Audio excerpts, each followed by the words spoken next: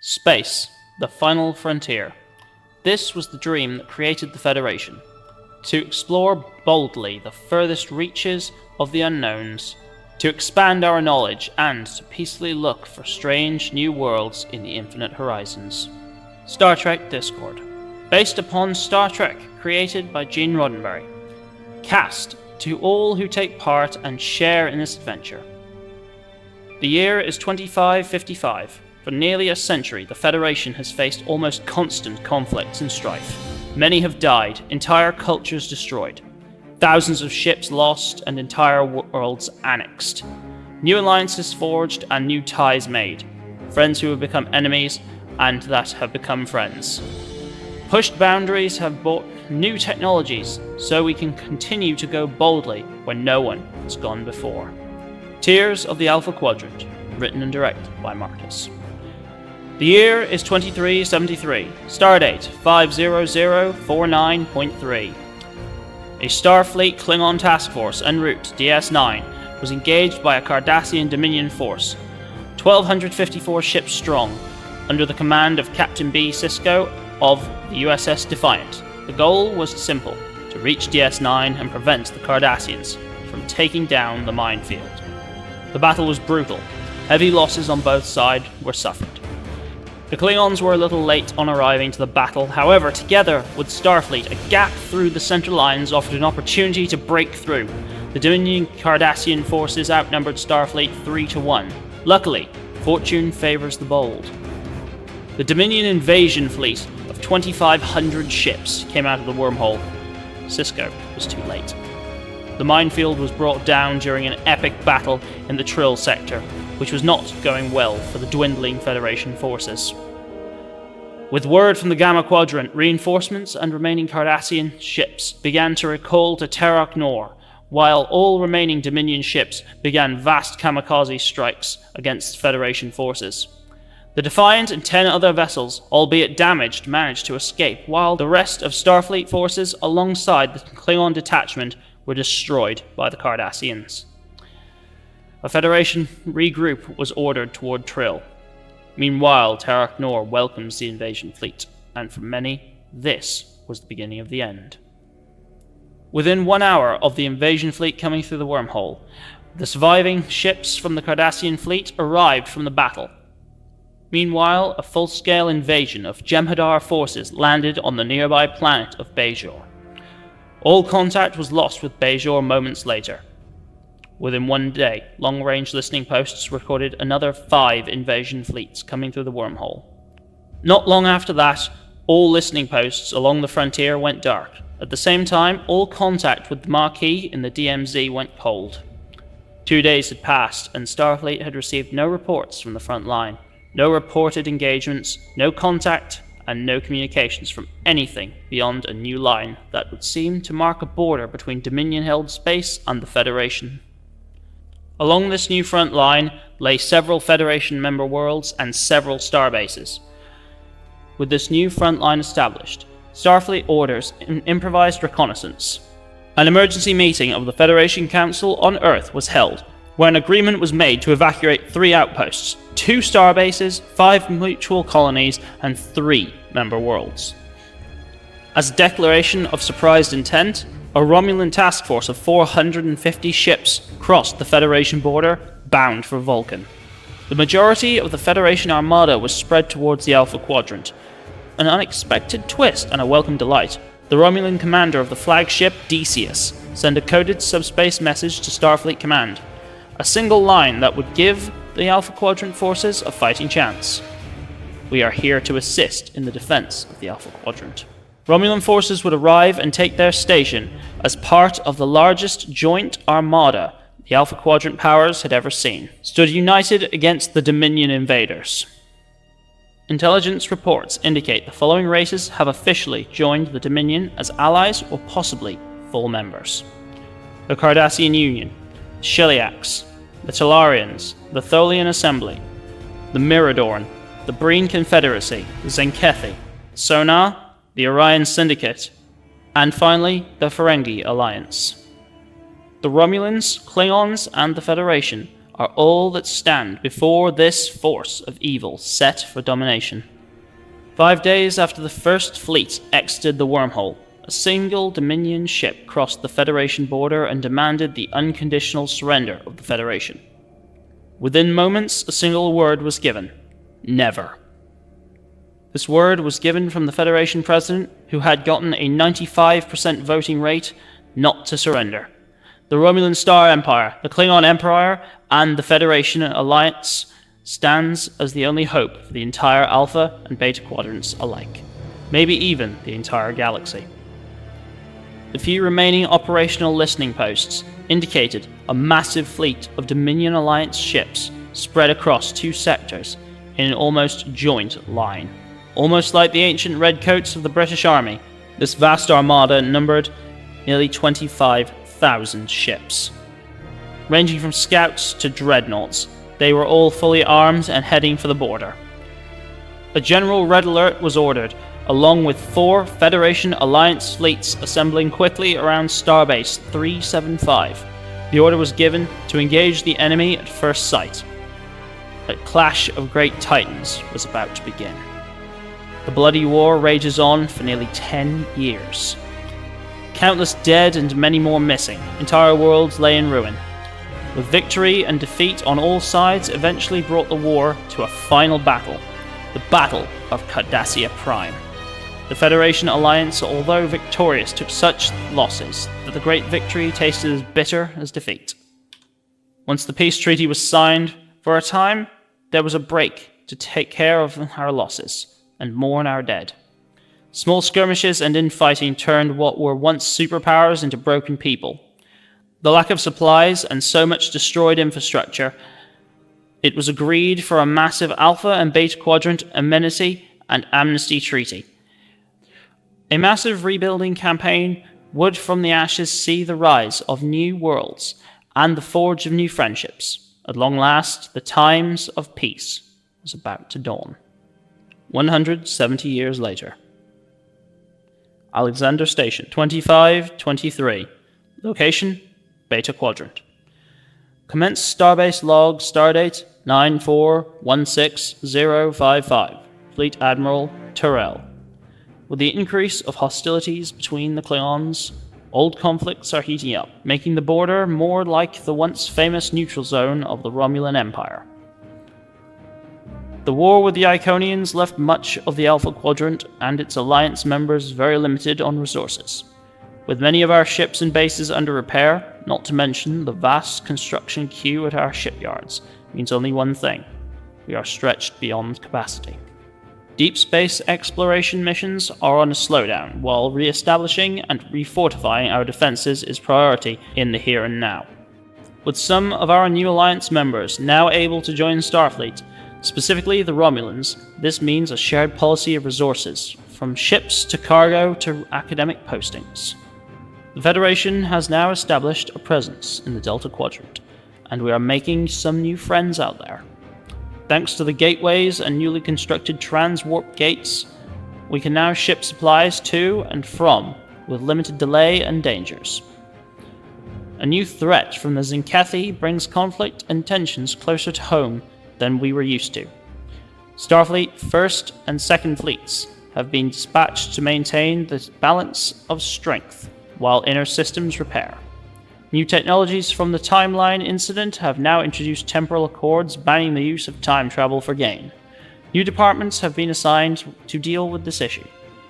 With the Romulan Empire now fully allied with the Federation, also means an increase of space and technology. There is much work to be done. However, while the friendship between us is fragile, it will take time for feelings of mistrust to pass on both sides. A once small starbase at the edge of Klingon space, designed originally to serve as a supply connection between the Federation and the Klingons during the Dominion War. Now this base has become one of the most important posts in the Federation. On the front lines of the frontier begins much conflict, so it seemed logical to enhance the base defense systems. Task Force First Line of Defense has been dispatched as the serving fleet to this outpost.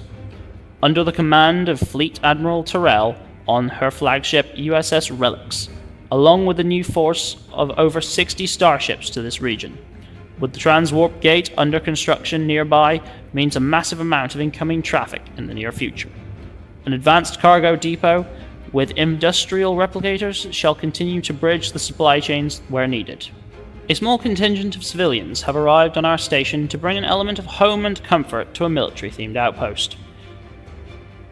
The cousin of the famous Ferengi Quark, a Mr. Stahl, has opened an Alpha Quadrant-themed bar-cum-cafe, bringing with him an increase in morale, however, an increase in station crime.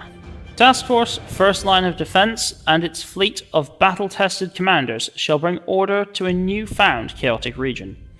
The station itself will be upgraded with weapons, ship construction facilities, and a new transwarp gateway.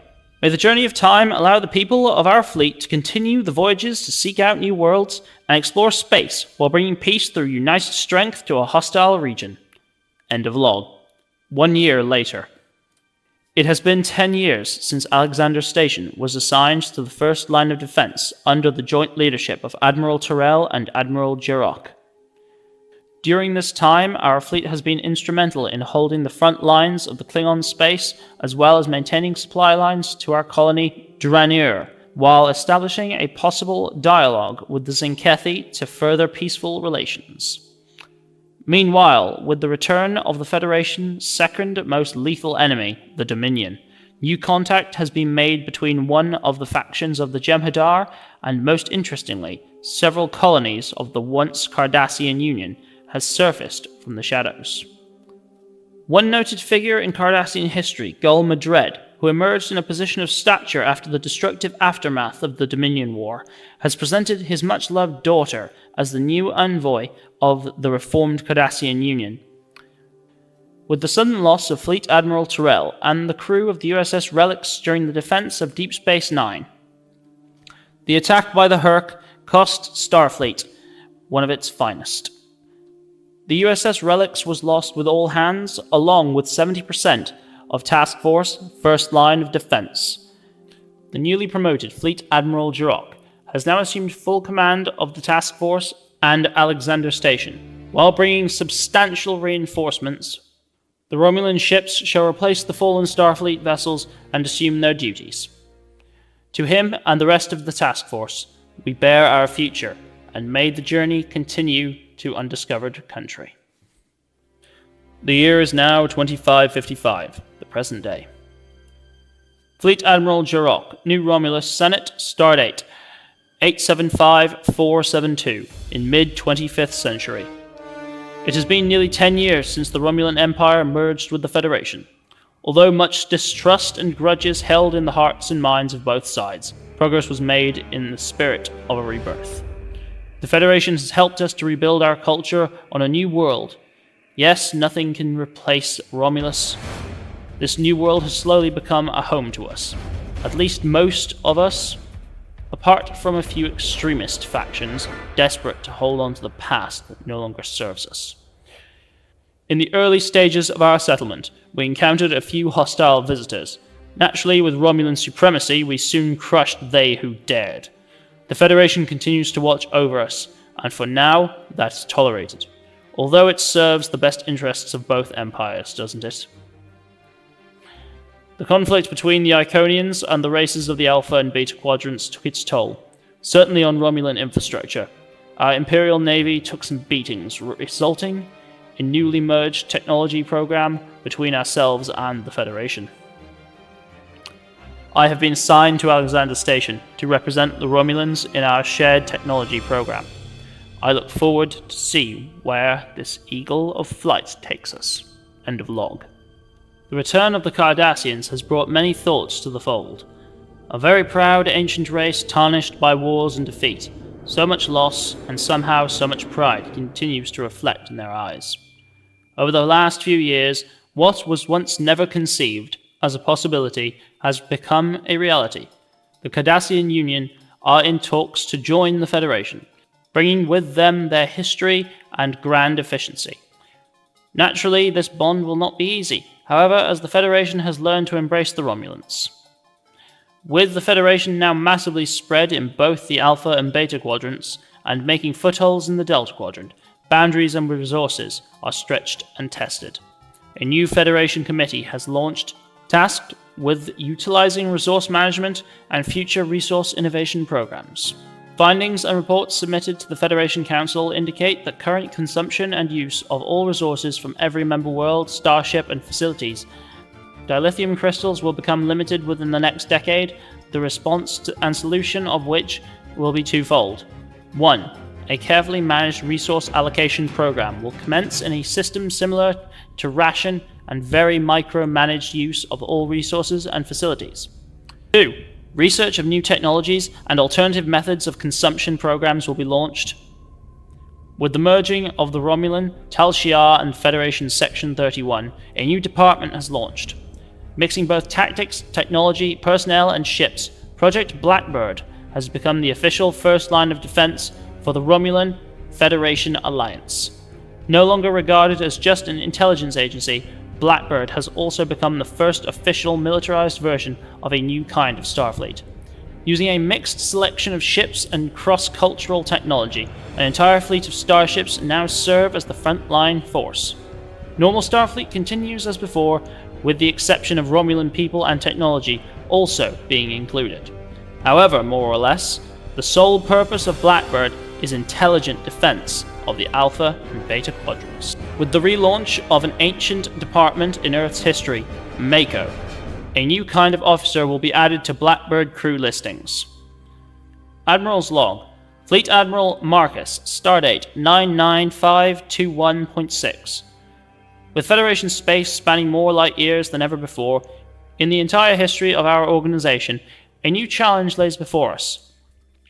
Romulan space, Cardassian space, and the Federation, now together as one, the majority of the Alpha and Beta Quadrants, is a prize to be sure. Listening posts that serve for generations have done well in scanning our lines and signs of incursion. This is no longer enough. In addition to upgraded long-range sensor nets, a new kind of measure is now required. Border patrols of scout vessels can only serve in a limited capacity, so the time is now for a new measure. Ensuring the safety of our borders, Department Blackbird has sanctioned a new method, capable of not only surveillance, but also include an actual defensive line by way of automated weapon platforms. Utilizing AI technology along with robotic constructs, we will be able to apply the use of APU cruisers. These combat warp platforms positioned in such ways as a game of chess. Within a short period of time, an automated defense APU cruiser can warp in and out in the blink of an eye. Being able to scan, hold, or repel invaders pending arrival of an Alliance vessel. Automated command units, placed and programmed to serve as the defense system, can also be controlled remotely by our agents at Alexander Station, CIC. Hidden in the shadows in grey mode, will allow use of sensor-linked networks that spread similar to a tachyon detection grid, able to track movement, be it cloaked or not, able to monitor radiation spikes while keeping an uplink to listening posts. These vessels will also house a plethora of tractor beams, mines, and close combat defense systems. With no requirements of crew, will allow extra additional power to be reserved and utilized.